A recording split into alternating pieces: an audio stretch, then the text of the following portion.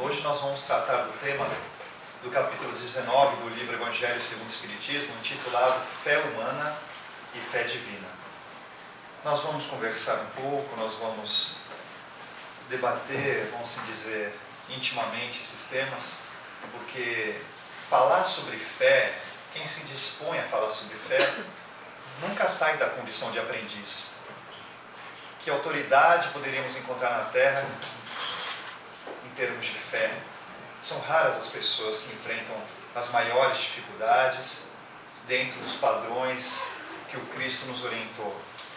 E essas pessoas que conseguem se manter firmes diante da dificuldade, elas acabam se tornando um exemplo para a coletividade e irradiando para todos nós.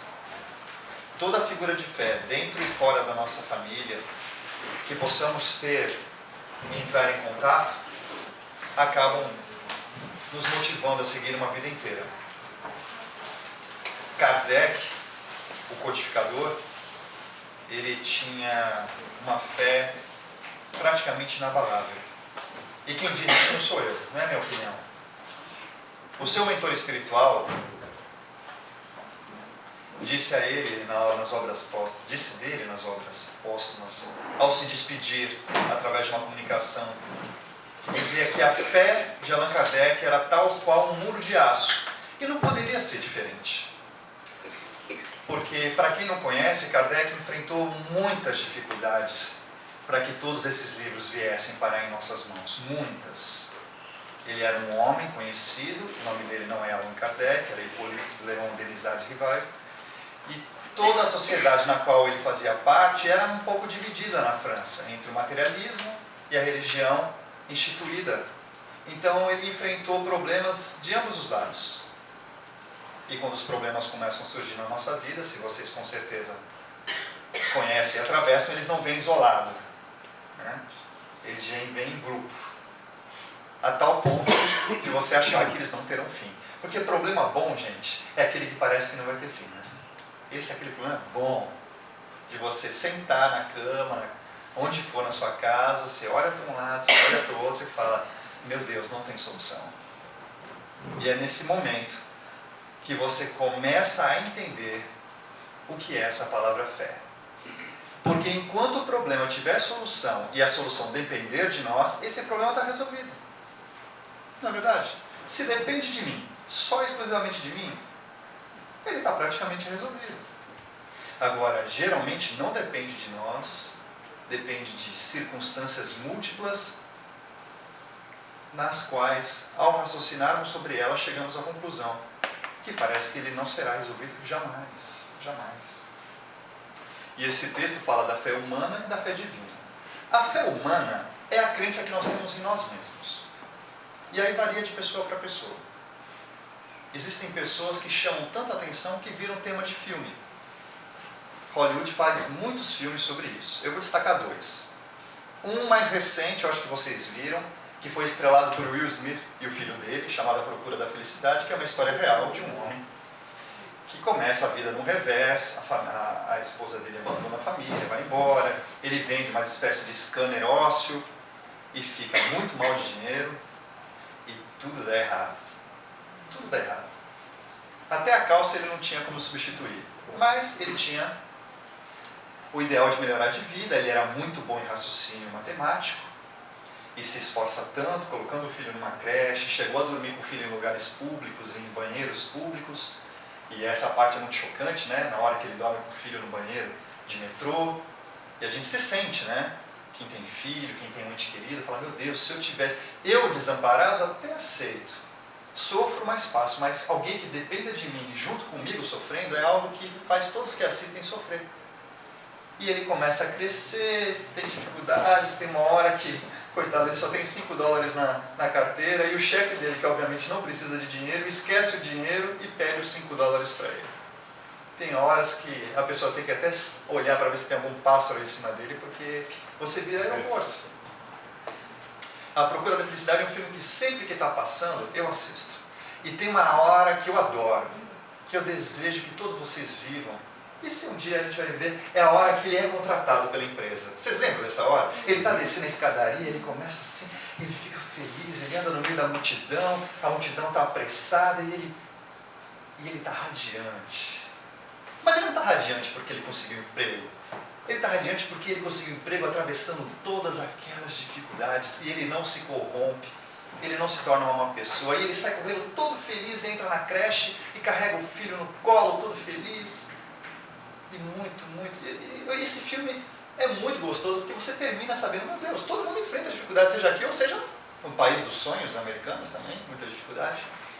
E tem outro filme que acho que a maioria de vocês não se lembram, e se lembram, nem se prestaram atenção, porque é um filme mais de menino, né? Eu sou um menino de 41 anos, que é um filme chamado Rudy. Esse filme é a história de um garoto que sonha em entrar num time de futebol americano de uma faculdade muito conhecida nos Estados Unidos chamada Notre Dame. As faculdades dos Estados Unidos, quem não sabe, a maioria delas tem muita estrutura, sabe, é a porta de entrada para os esportes profissionais. Então os campeonatos universitários são melhores que os nossos campeonatos profissionais. E os campeonatos profissionais deles são melhores que qualquer coisa que a gente já viu na vida. Esse garoto, o Rudy, ele sonha não somente em entrar nessa faculdade que é dificílima, mas ele sonha em jogar no time de futebol americano. Bom, o menor do time de futebol americano é filho de um urso. O garoto tinha 1,60 m de altura. E ele era filho de uma família que trabalhava na siderúrgica. E de gerações e gerações de trabalhadores siderúrgicos. E quando ele revela o sonho de ser universitário, a família fala, vem trabalhar com a família, vai. E deixa isso de lado. Ele não deixou de lado. Ele queria não somente entrar na faculdade, mas ele queria fazer parte do time de futebol americano. Ou seja, a faculdade para mim já estava ótimo. Ele queria ler. Ele estuda e vai uma espécie de vestibular. Vai passando e está acabando a janela. Ele está sendo reprovado, manda a carta, recebe a carta e ele não consegue. A escola preparatória, ele se senta para conversar com o padre, porque é uma escola católica, e o padre fala assim, olha, pelo menos você tem tentado e tem estudado bastante. Se você não entra nessa, você entra na outra. Mas para ele não tinha isso. Ele entra na última tentativa, entrou super feliz, só que o que ele queria mesmo, entrar no time de futebol americano. Ele começa a trabalhar como servente, só para ficar no meio dos atletas, passando aquela marca de cal, dorme no vestiário com o zelador-chefe, estudando, e vai fazer o teste de futebol americano. A peneira de futebol americano é algo assim que vocês podem imaginar. Só vai entrar os melhores. E é um esporte de muito contato e violento. E ele tem 1,60 m. E ele consegue entrar.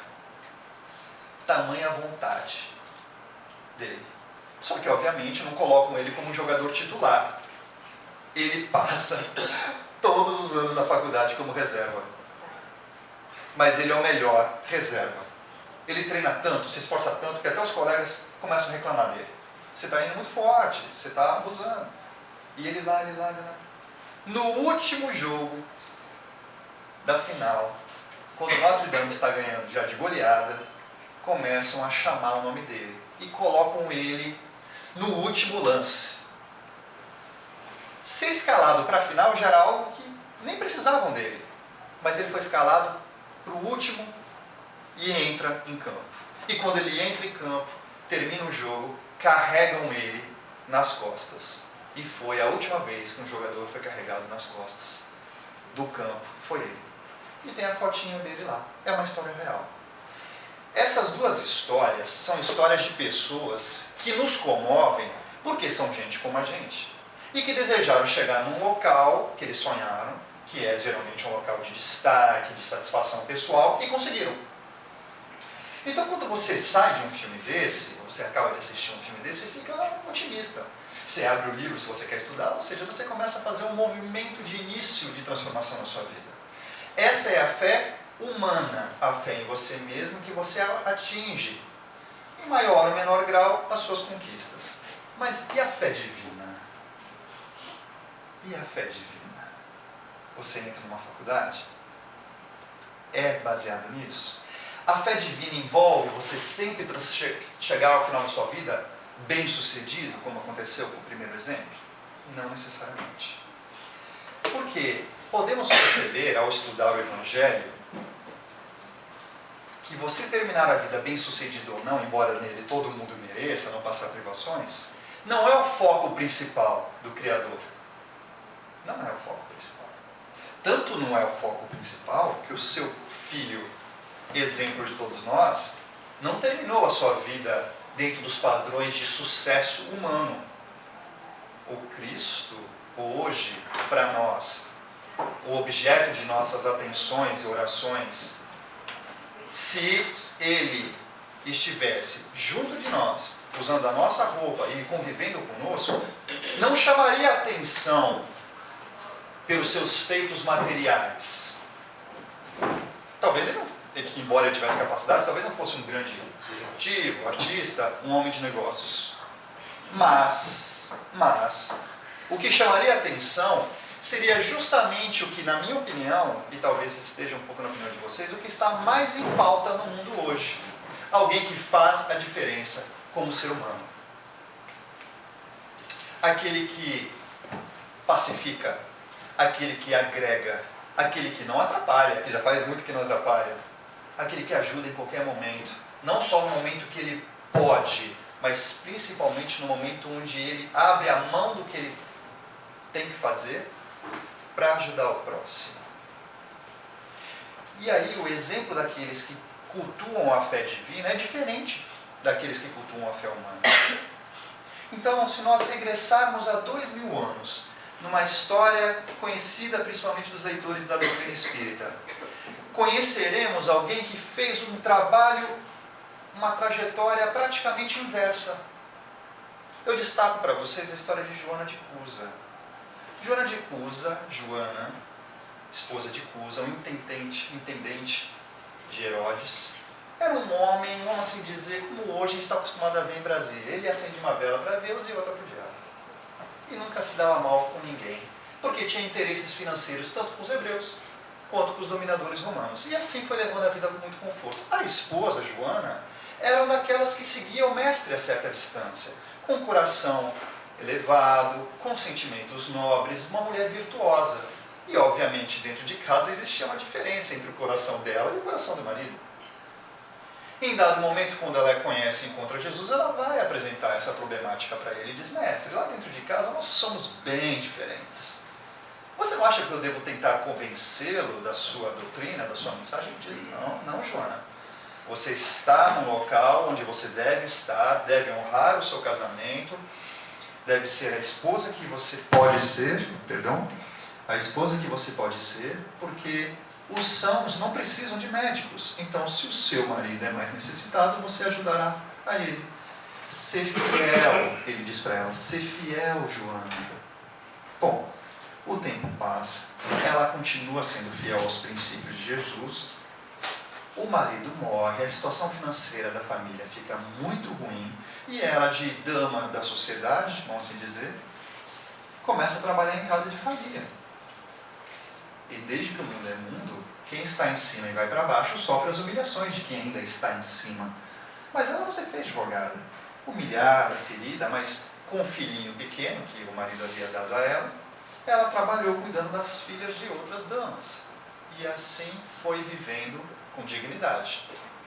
E diz o texto, e ela, vivendo as exemplificações do Cristo, foi crescendo em fé. A sua fé foi crescendo. Ela fez um movimento na qual a sua fé foi crescendo. Ela, seguindo os exemplos de Jesus, foi a academia, foi a musculação da própria fé. Porque quando São Luís, o mentor espiritual de Kardec, diz que ele tinha uma fé como um muro de aço, você, ao estudar uma reencarnação anterior de Allan Kardec, você vai vê-lo queimado vivo na cruz, em nome do Evangelho, por defender o Evangelho. Então, Kardec não foi escolhido aleatoriamente, era um homem cuja fé foi se solidificando, fortificando ao longo das existências. E Joana não é diferente, e nenhum de nós somos diferentes nas qualidades que já trazemos de outras existências, que podem e devem ser trabalhadas e fortalecidas, ao passo que os nossos vícios devam ser suplantados, superados.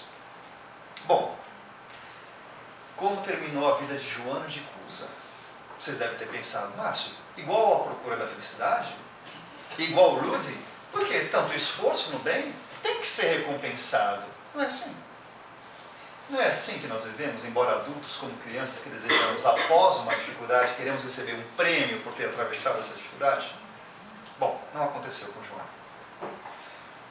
As perseguições aos cristãos aumentam e a cena é a seguinte: ela amarrada a um poste, o filho amarrado no poste ao lado, lenhas em volta deles, fogo aceso.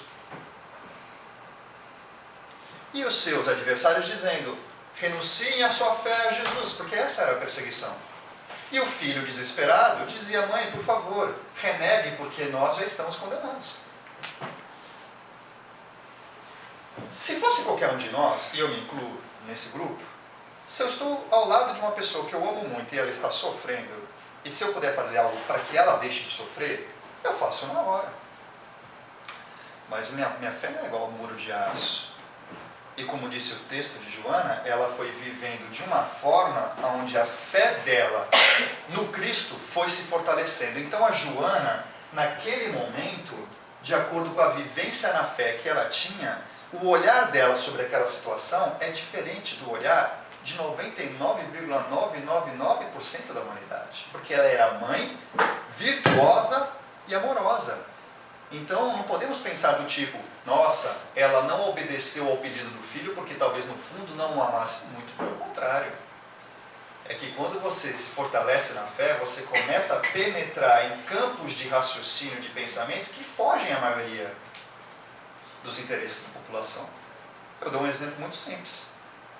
Se você, por exemplo, abraçar com seriedade e com assiduidade a doutrina espírita, pode ter certeza, seus amigos vão desaparecer. Porque você começa a perceber o que é realmente amizade, o que é só companheirismo, coleguismo e jogar a conversa fora. Alguns começam a te chamar de fanático, só pelo fato de você ir 1 ou 2 dias de forma assídua. Começam a te chamar de ultra-religioso, porque você faz o evangelho no lar. Porque você começa a falar menos atrocidades e um pouco mais de esperança religiosa, você já vira um coroinha, uma carola, uma beata, só pelo fato de você se humanizar. Coisa pouca, nem nos enquadramos nesse grupo de heróis do cristianismo e já somos considerados estranhos. Imaginem essas pessoas. Imagine Joana numa conversa direta e franca com Jesus, onde há um entendimento entre os dois e Joana enxerga realmente o que Jesus quer dizer e as últimas palavras dele é: Joana, ser fiel. E ela vive dali em diante até o final da sua existência sendo fiel. E quando a fumaça, porque ela não renega Jesus, então o filho e ela morrem no poste, só que morrem de formas diferentes, porque o estado mental e da alma são diferentes. Nós não somos assim? Família, casais, dentro da própria casa, com almas totalmente diferentes. Tem um filme, também hoje estou muito cinematográfico, tem um filme chamado Em Busca da Terra do Nunca, com Johnny Depp. Não sei se você já viu isso. É a história do escritor do Peter Pan. E o Johnny Depp, ele é muito lúdico, sonhador, e a esposa está meio tristonha na casa, acho que ele não estava dando muita atenção, enfim, os dois estão se separando. E tem uma cena que os dois vão entrar em quartos separados, e o quarto um de frente para o outro. Eu não sei se vocês lembram dessa cena. E os dois abrem a porta, meio que sem se falar, ao mesmo tempo. E a câmera pega os dois entrando nos seus quartos. Só que ela entra num quarto escuro e ele entra num quarto super colorido. Era o estado mental que os dois estavam vivendo.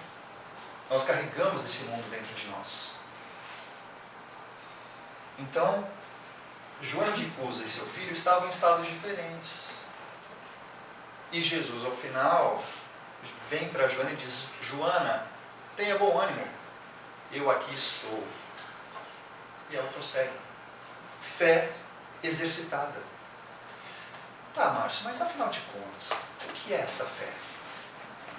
No livro Mecanismos da Mediunidade, esse livro muito técnico, André Luiz explica para nós o seguinte: ao redor do universo inteiro, existe algo que o Livro dos Espíritos explica muito bem, chamado como fluido cósmico universal. Então é uma matéria, vamos dizer, imaginária, mas bem real, só para vocês imaginarem, onde tudo que existe de palpável, desde isso até meu óculos, até o aparelho no dente, é feito dessa matéria transformada particularmente para cada fim a que se destina. No planeta Terra a gente vê a matéria que nos circunda. Mas no plano espiritual isso se desdobra ao infinito e circunda todos nós. O que o Espiritismo chama de magnetismo. Então não tem aquelas senhoras curandeiras dos bairros? São pessoas que já vêm com seus magnetismos e ela, focando a vontade dela, ela faz com que a cura aconteça na medida do possível. Então, o que é a fé? A união da sua vontade firme, manipulando esse magnetismo a seu favor. O Cristo representa isso no mais alto grau. Tanto é que durante o Evangelho inteiro Jesus faz advertências aos apóstolos. Homens de pouca fé, tenham fé. Então, depois que matam João Batista, Jesus se retira de barco, conversa com os apóstolos, a multidão segue Jesus. Jesus diz para os apóstolos, depois de multiplicar os pães, pega o barco, vá para o outro lado do lago, que depois terei com vocês. E eles estão no barco, depois de alguns quilômetros, e o lago era imenso, como se fosse um mar, começa a ventar muito forte, e eles olham alguém vindo sobre as águas. Gritam assustados, porque eram de noite, achando que era um fantasma, e Jesus diz, sou eu. Todos ficam impressionados, e Pedro diz, mestre, me chama, quero ir até ti. E Jesus, venha, Pedro.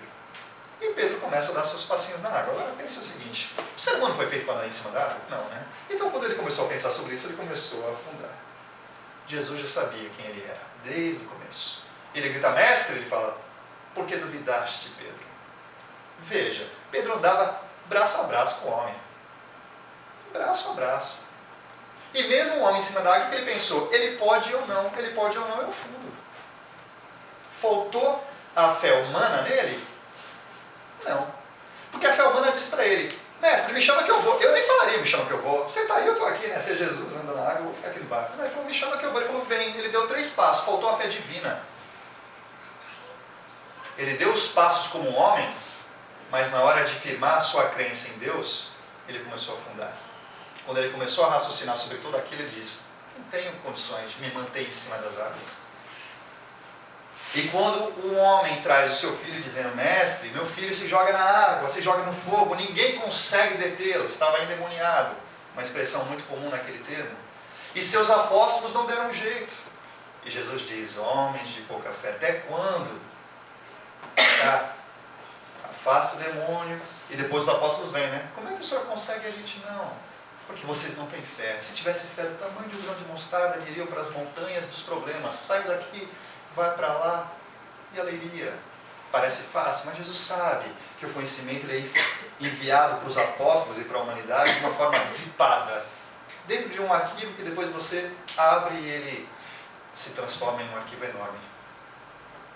Sendo assim, a fé e a origem da palavra hebraica se confunde com fidelidade nós vivermos acreditando em nós enquanto filhos de Deus, mas acreditando que quem manda é Deus.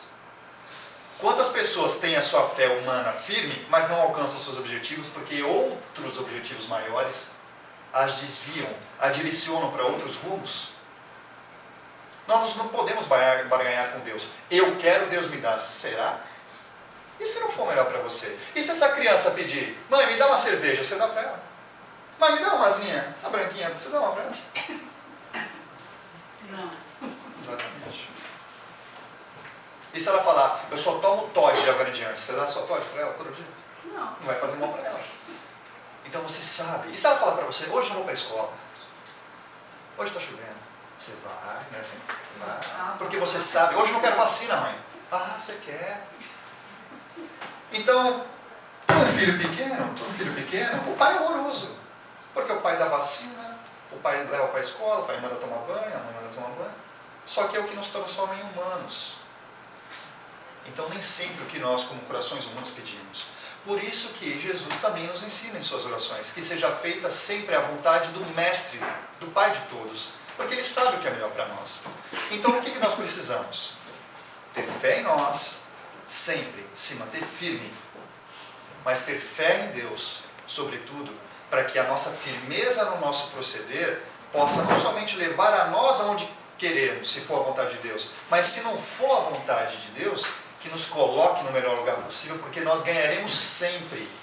Nós venceremos sempre, se a nossa vontade estiver firme em nós, mas sobretudo apoiada nele. Porque se nós não chegarmos no lugar onde a gente queria, onde quiser, Deus vai nos mostrar lugares melhores ainda. E se formos humildes...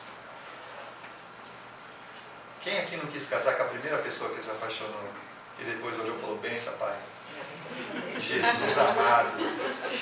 Olha, ainda bem que você não me escuta. E a gente estava no banheiro assim, hoje você me faz encontrar com ela.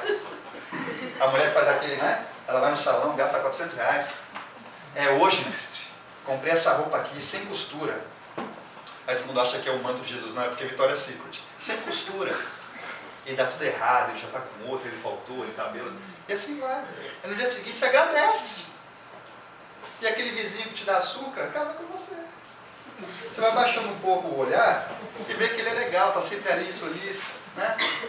E o pior é que a mulher nunca esquece, porque depois ela fala, nossa, eu não dava bola para ele e me casei com ele. O cara acha que isso é elogio, né? Não, né, gente? Então poupa o homem disso. Não precisa dizer que ele era a terceira opção. Poupa. Minha mulher era entre eu e Brad Pitt, não tinha coisa. Então vamos acreditar. Isso é ter muita fé humana, né? Eu achar que eu quero Brad Pitt, né? Muita fé humana.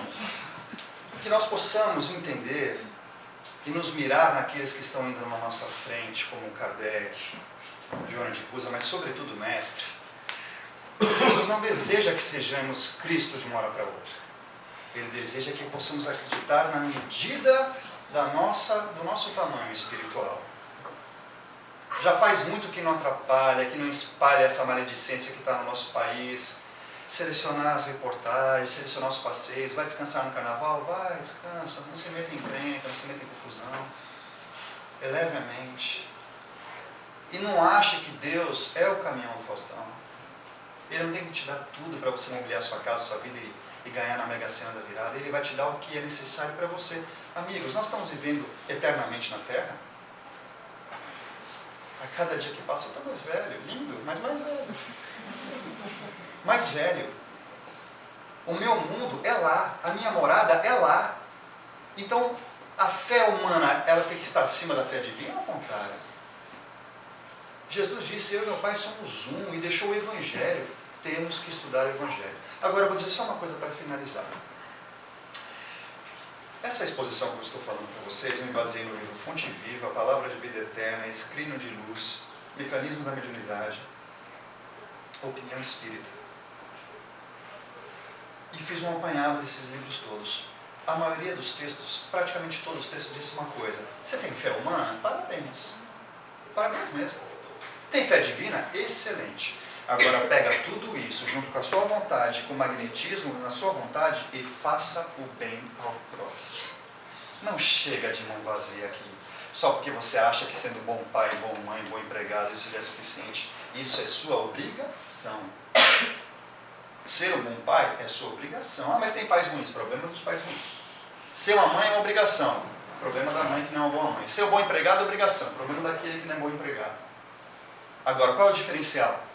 Quando você sai do seu mundo íntimo e começa a espalhar essa fé, levantando as pessoas que estão aos bilhões pelas ruas,